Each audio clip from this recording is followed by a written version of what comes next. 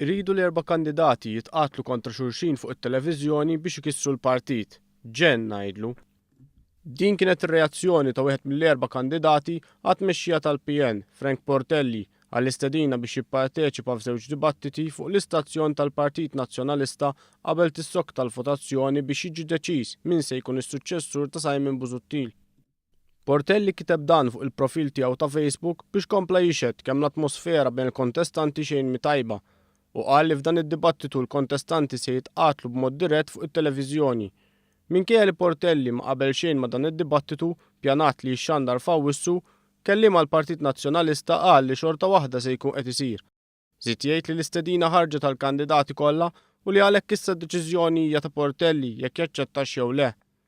Fuq The Malta Independent fl-aħħar jiem, Portelli kien jibes ukoll dwar il-fatt li Simon Busuttil baqa' mexxej caretaker.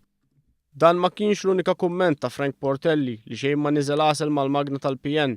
Fuq Facebook ikkommenta bliebes kontra l-Kummissjoni Elettorali tal-Partit Nazzjonalista. Rid jagħti x'jifhem li bħalissa l-Kummissjoni tal-PN m'għandha ebda kontroll fuq dak li għaddej bħalissa biex jintgħażel kap ġdid. Kummenti li qed joħorġu fil-beraħ dak li l-Partit Nazzjonalista qed jipprova jaħbi wara bibien magħluqa. Il-ġlied u l-attakki bejn il-kandidati għal kap tal-PN li minkejja l-lajta tagħhom hija l-għaqda qed ikomplu jiżdiedu.